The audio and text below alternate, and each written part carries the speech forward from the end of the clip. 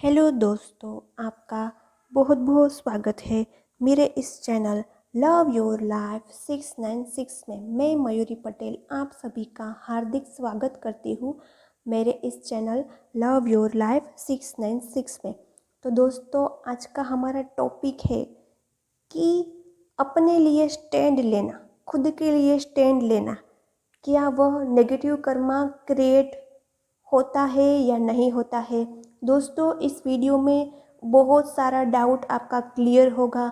आपकी suppressed masculine energy बाहर आएगी, आपकी इनर फेमिनिन एनर्जी बैलेंस होगी। इसमें से कई सारी टिप्स की वजह से आपके इनर डीएम डीएफ को बैलेंस करने में आपको बहुत ज़्यादा हेल्प मिलेगी। और यदि कहीं आपको स्टैंड लेने में दिक्कत होती है तो आपको बहुत ज़्यादा हेल्प मिलेगी कि कैसे अपने लिए स्टैंड लेते हुए हम नेगेटिव कर्मा क्रिएट नहीं करते हैं। दोस्तों, अक्सर आपने सुना होगा कि ट्विन फ्लेम जर्नी है वो कर्मा क्लिनजिंग की जर्नी है। इसमें हमें अपने सारे कार्मिक अकाउंट को क्लियर करना है। इसमें हम तभी अपने डिवाइन मस्कुलाइन से यूनाइट हो सकते हैं जब हमारा कार्मिक अकाउंट ज़ीरो होगा।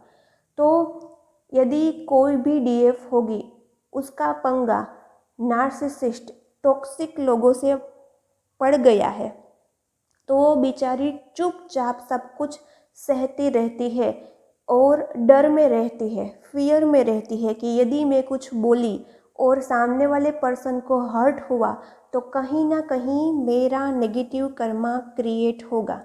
तो दोस्तों, उसके लिए मैं यही कहना चाहती हूँ, जिसकी ऐसी सोच है कि मेरा नेगेटिव कर्मा क्रिएट होगा, तो उसकी जिसकी भी ऐसी सोच है उसके लिए पहले मैं एक एग्जाम्पल दूंगी। दोस्तों, आप श्री कृष्ण को जानते होंगे। श्री कृष्ण ने मासी पुतना को दूध पान करवाया था, आप सभी लोग जानते होंगे। तो श्री कृष्ण जब दूध पान कर रहे थे मासी पुतना को, तो वो दूध पान करते करते मासी पुतना का वध किया था। आप सभी ने बाल श्री कृष्ण की यह स्टोरी सुनी होगी। तब कृष्ण कृष्ण का इंटेंशन क्या था कि यदि मैंने मासी पुतना का वध नहीं किया तो मासी पुतना ऐसे ही छोटे छोटे बच्चों को दूध पान करा के जहर दिलाकर सभी बच्चों का नाश करेगी, तो पूरे के पूरे गोकुल का विनाश होगा, सर्वनाश होगा। तो श्री कृष्ण ने तभी दूध पान इसीलिए किया कि वो मासी पुतना का विनाश कर सके। तब श्री कृष्ण के दिल में कोई रिवेंज की भावना नहीं थी, श्री कृष्ण के दिमाग और दिल में कोई गुस्सा नहीं था। सिर्फ और सिर्फ इंटेंशन अच्छा था कि मेरे इस एक्शन से कई सारी नन्ही नन्ही जान बच जाएगी, कई सारे बच्चे को नया जीवन दान मिलेगा। तो इसीलिए श्री कृष्ण ने मासी पुतना का वध किया। फिर दूसरी बात, श्री कृष्ण ने मामा कंस का वध किया। मामा कंस का वध किया। कंस का वध करते पहले उसने चारू मल्ल युद्ध किया, चारू के साथ। आपने सभी ने श्लोक सुना ही होगा, वसुदेव वसुतम देवम कंस चारू मदर्दनम। कंस के लिए जो चारू मल्ल युद्ध करने आए थे श्री कृष्ण के साथ, पहले चारू को हराया, फिर उसने मामा कंस का वध किया। मामा कंस का वध क्यों किया? क्योंकि सभी मथुरावासी मामा कंस के त्रास से परेशान थे। तब श्री कृष्ण ने इंटेंशन क्या रखा कि मुझे रिवेंज लेना है, मेरे माता पिता को बंदी बनाया है, उसका रिवेंज लेना है। नहीं, उसने ऐसी कोई भावना अपने दिल में नहीं रखी। उसने सिर्फ और सिर्फ मथुरा के पूरे लोगों को आज़ादी दिलाने के लिए कंस को मारा था। तब उसने यह नहीं दिखा कि यह मेरे मामा है, कोई रिश्ता नहीं रखा, कोई रिश्ता दिखा नहीं, कोई रिश्ते को बीच में नहीं आने दिया, ना कोई रिवेंज की भावना रखी। सिर्फ और सिर्फ पूरे मथुरावासी के लिए, सिर्फ अपने माता पिता के लिए वो नहीं लड़े थे, पूरे मथुरावासी को आज़ादी दिलाने के लिए, कंस के त्रास से छुटकारा दिलाने के लिए श्री कृष्ण ने मामा कंस के साथ लड़ाई की। तो यहाँ से हमें क्या मैसेज मिलता है कि हम जब भी अपने सेल्फ रिस्पेक्ट के लिए स्टैंड लें, तो पहले तो रिवेंज की भावना से स्टैंड नहीं लेना है। दूसरी बात, इंटेंशन ऐसा रखना है कि मेरे स्टैंड लेने की वजह से सामने वाले पर्सन की राक्षसी वृत्ति का वध होगा।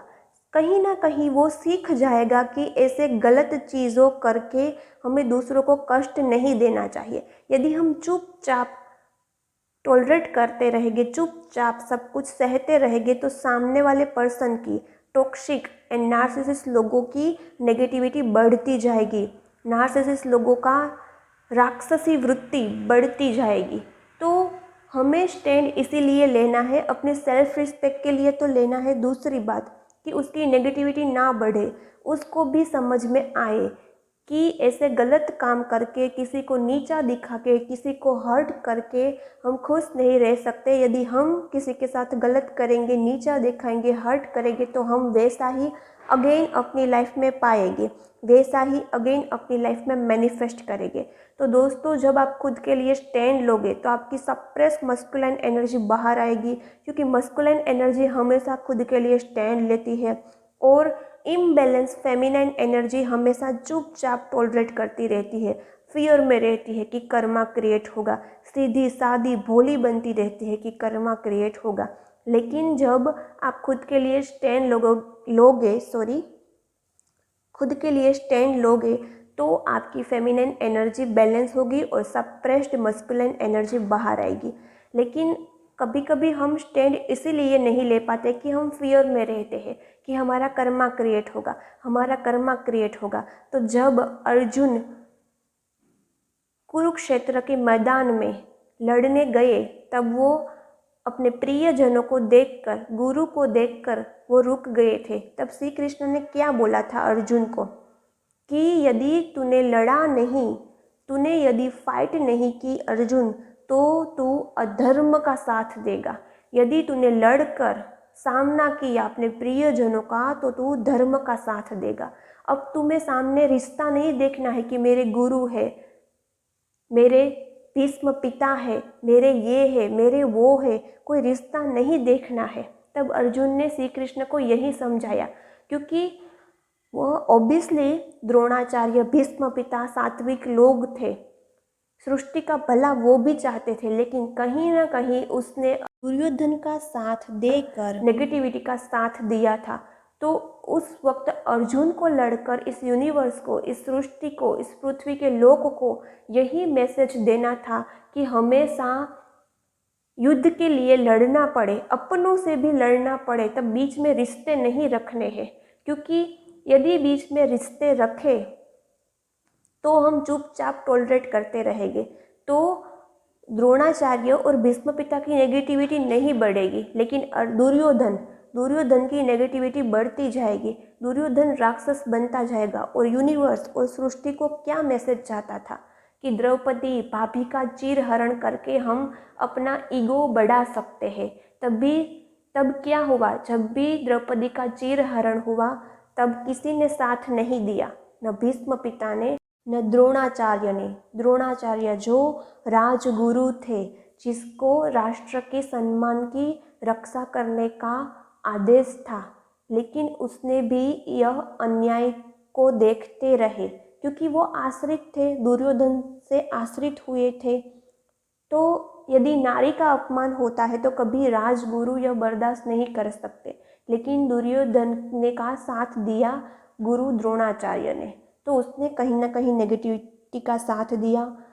तब द्रौपदी सबसे हेल्प मांगने गई थी, लेकिन कर्ण की हेल्प मांगने नहीं गई थी, क्योंकि ईश्वर श्री कृष्ण ने मना किया था कि इस वक्त कर्ण को खुद सामने से आके हेल्प करनी है, कर्ण को खुद अपनी आत्मा की आवाज़ सुनकर अपना सोल पर्पस करना है।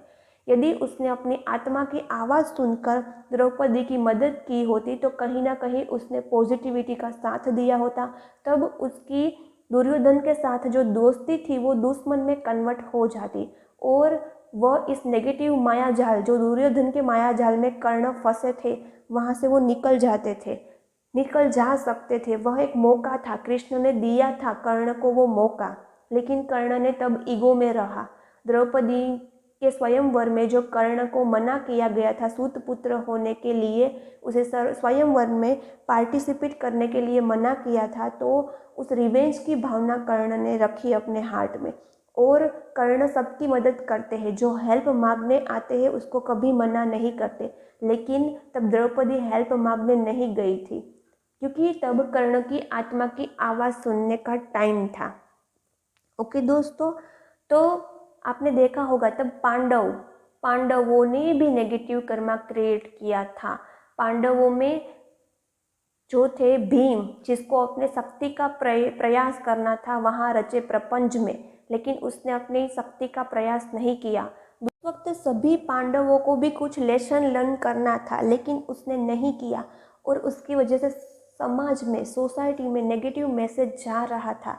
इसी वजह से श्री कृष्ण ने कुरुक्षेत्र में यह युद्ध रचा। कृष्ण चाहते तो यह युद्ध को रोक सकते थे, लेकिन पूरे समाज और सृष्टि को नेगेटिव मैसेज जा रहा था। पांडवों को उस वक्त क्या सीखना था, कौन सा लेसन लर्न करना था, वो मैं दूसरा वीडियो डिटेल बना दूंगी, यह वीडियो लंबा हो जाएगा। तो बेसिकली मैं यही कहना चाहती थी कि अर्जुन लड़ना नहीं चाहते थे, क्योंकि सामने प्रियजन थे। वहाँ अर्जुन को मोह था, अर्जुन को अटैचमेंट था, लेकिन उस बात का क्या जो उसकी पत्नी के साथ भरी सभा में अन्याय हुआ, उस बात का क्या जो उसकी पत्नी सबके पास हेल्प मांगने गई तो किसी ने मदद नहीं किया। तो कहाँ गई तब यह प्रियजनों वाली बात, कहाँ गई यह भीष्म पितामह की बात, कहाँ गई यह द्रोणाचार्य की बात। तब श्री कृष्ण अर्जुन को यही समझाना चाहते थे कि यदि सच में ये आपके प्रियजन होते तो तब वो चीरहरण रुकवा सकते थे, द्रोणाचार्य, भीष्म पिता, लेकिन उन्होंने नहीं रुकवाया। तो उस गलती का फल उसको भुगतना पड़ेगा। उस गलती के लिए उसको इस कुरुक्षेत्र में के मैदान में उसका वध निश्चय है, उसकी मृत्यु निश्चय है, क्योंकि उसने गलत का साथ दिया। और इतने बड़े सात्विक लोग होते हुए उसने एक स्त्री का चीरहरण देखते रहे, कुछ नहीं बोले, चुपचाप एक स्त्री का अपमान सहते रहे। तो इतनी गलती, छोटी गलती का भी इतना छोटी गलती तो नहीं हो सकती दोस्तों।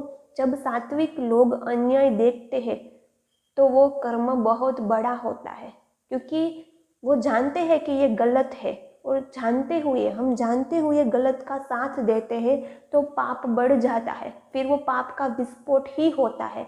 जैसे कुरुक्षेत्र के मैदान में उस पाप का विस्फोट हुआ था। तो उसमें से क्या सीखना है, तब अर्जुन को जो मोह था, जो अटैचमेंट था, वो तोड़ना था। क्योंकि यदि उसने मोह रखा, अटैचमेंट रखा, अपने प्रियजनों से लड़ाई नहीं की, तो वो कर्मा क्रिएट कर रहे थे, नेगेटिव कर्मा क्रिएट कर रहे थे। क्योंकि समाज और यूनिवर्स में नेगेटिव मैसेज जा रहा था कि स्त्री की जलील करना चाहिए, स्त्री की ऐसे वस्त्र हरण करना चाहिए, क्योंकि उसमें खुद पॉजिटिव लोग भी शामिल थे, भीष्म पिता, द्रोणाचार्य। समाज में नेगेटिव मैसेज जा रहा था। तो जब भी अर्जुन को अपने गुरु पर बाण चलाने की बारी आई, तब अर्जुन क्या सोचते थे कि 100 छोटे बच्चे को मारना उसके बराबर एक ब्राह्मण की हत्या होती है। यह बात सच है। यदि आप किसी एक ब्राह्मण की हत्या करेंगे, उसके बराबर आपने 100 छोटी छोटी जान की हत्या की है, उतना पाप लगता है। तो तब उसने यह इंटेंशन रखा कि मैं एक ब्राह्मण की हत्या करूँगी, मुझे उतना पाप लगेगा कि मैंने 100 पुत्रों यानी कि 100 छोटे नन्ही जान की हत्या की है, उतना पाप लगेगा। तो ऐसा सोच रहे थे अर्जुन जब उसकी लड़ाई उसके गुरु के साथ चल रही थी। कृष्ण ने क्या कहा कि तुम यह सोचोगे तो समाज में नेगेटिव मैसेज जाएगा, दुर्योधन की राक्षसी वृत्ति बढ़ जाएगी। तुम सिर्फ यह इंटेंशन रखो कि तुम समाज, सोसाइटी की हेल्प कर रहे हो और दुर्योधन को साथ देने वाले लोगों को मार रहे हो। तुम कितनी पॉजिटिव इंटेंशन रख रहे हो, ऐसा सोचो। नेगेटिव इंटेंशन से तुम्हारा कर्मा क्रिएट होगा, पॉजिटिव इंटेंशन से कोई कर्मा क्रिएट नहीं होगा। तो दोस्तों, यदि हम खुद के लिए स्टैंड लेते हैं तो कहीं ना कहीं हम नार्सिसिस्ट लोगों की हेल्प करते हैं। तो उसमें कोई नेगेटिव कर्मा क्रिएट नहीं होता है। आई होप अब आपको समझ में आ गया होगा कि कब नेगेटिव कर्मा क्रिएट होता है और कब नहीं होता है। सिर्फ हमारी इंटेंशन क्या है, रिवेंज की भावना है या हम सामने वाले पर्सन की मदद भी करना चाहते हैं, दोनों महत्व रखता है। तो इससे आप कोई नेगेटिव कर्मा क्रिएट नहीं करोगे, आपकी सप्रेस मस्कुलिन एनर्जी बाहर आएगी, आपकी फेमिनिन एनर्जी बैलेंस होगी। फेमिनिन एनर्जी जो भोली भाली रहती है, हमेशा चुपचाप टॉलरेट करती है, वो इम्बैलेंस फेमिनिन एनर्जी है। जो अपने लिए स्टैंड लेने में खुद हर्ट हो जाती है, वो भी इम्बैलेंस फेमिनिन एनर्जी है। तो जब आप खुद के लिए स्टैंड लोगे तो आप कोई नेगेटिव कर्मा क्रिएट नहीं करोगे, क्योंकि कहीं ना कहीं आप सामने वाले पर्सन की मदद कर रहे हैं, उसको सही रास्ता दिखा रहे हैं। ओके, तो ऐसे आप कोई नेगेटिव कर्मा क्रिएट नहीं करोगे। सब कुछ आपको समझ में आ गया है? आ गया है तो कमेंट ज़रूर करना, चैनल को सब्सक्राइब कर लेना। बाय बाय, मिलते हैं नेक्स्ट वीडियो में।